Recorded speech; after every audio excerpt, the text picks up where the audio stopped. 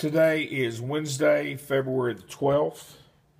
This is today's paper so that we can document the dates that was delivered to my wife.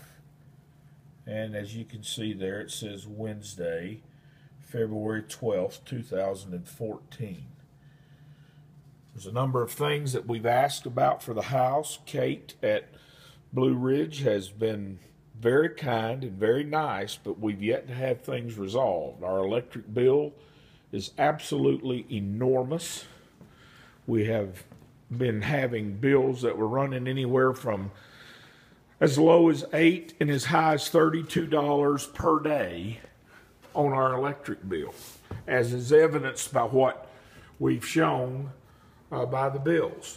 This is the type of things that we're seeing in our wall. As you can see, I have to keep this covered with duct tape, and there's numerous places throughout the walls in which air flows in constantly, and we have to keep it covered. It keeps the house cold. I've got a kerosene heater in the middle of the floor just to try to heat the place. As you can see also around our windows, every single window, every single door, paper towels stuffed between the cracks so that air doesn't blow in continuously. It's horrible. There's one place back here that I've got duct taped in the kitchen that you can see. If I don't keep that duct tape on, it's like an air conditioner blowing in. It's ridiculous. In addition, as you can see at the front of the house, here's the entrance. We didn't think at the time when we moved into the house, our stupidity, next to the front entrance is the kitchen. The majority of fires in a home start in the kitchen.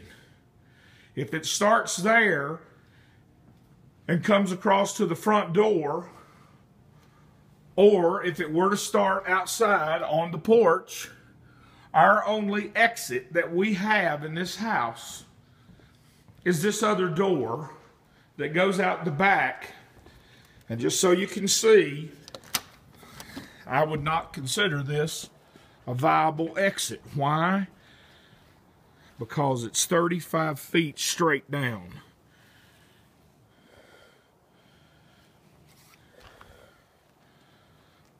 I don't understand why they would not have another exit on the bottom floor in which we could get out in the event of a fire. The fireplace, as phenomenal as it looks, and when you're looking at the fireplace, it's beautiful. Absolutely gorgeous. But then as you get closer, what baffles us is it has a full chimney, and it has no damper that you can close to stop the cold air. And it's covered in glass. I don't know if you can see, but what you're looking at is a reflection off of the glass of the door. It's got glass completely across it to where the heat doesn't even hardly come out. Yet the cold air flows continuously from the top, from the bottom of the fireplace, and the cracks across the ground. Last thing that I want to address is I can't go outside because we've got snow, but it's very cold. But you can see, if you look closely, right behind my car, where the water pump is. Someone has hit that some time ago, and it's bent, according to what Don, the gentleman that has had to come out 2 or 3 times now to get our water on. Well, it's 5:11 p.m., as you can see, on Wednesday the 12th, and watch what happens when I turn the water on. Nothing. Frozen again. We keep it running. We keep it dripping, and to no avail. When it gets cold, it freezes. And so we have no water. So we're sitting here with gallons of water just to be able to cook and to drink and to flush the toilet. So I don't know what else to say other than the house, when you look at it, it's beautiful. Love the looks of the house. Can't complain about that at all. But when you start looking around this place and start looking at the holes, there's holes all in those walls, there, and in this back corner of the kitchen, where I showed you a few minutes ago with the duct tape. And those are just the things we can see. I've asked and I've asked for somebody to come, and Kate has been kind. She's trying to get a professional person out here to look at it. But in the meantime, I'm paying $1,450 a month in rent, and I'm paying electric bills that are ranging anywhere from $400 to $700 a month, and I'm tired of it.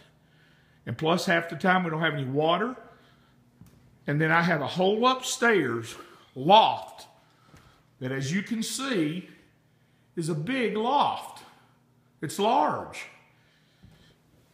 But what's interesting is when you go up here, the only way that you can get any light in the loft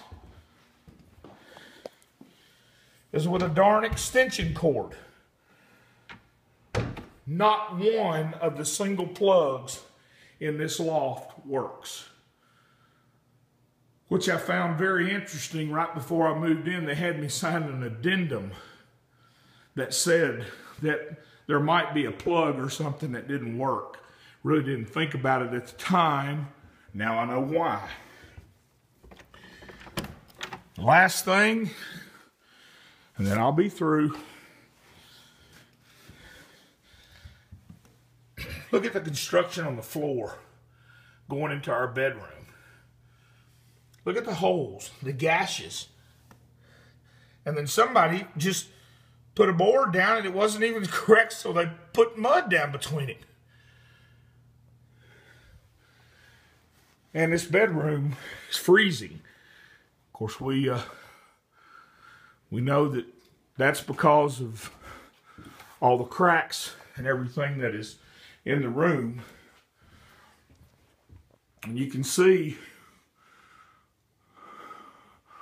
all the places where it's separated and air just whistles in all over. And you can see outside.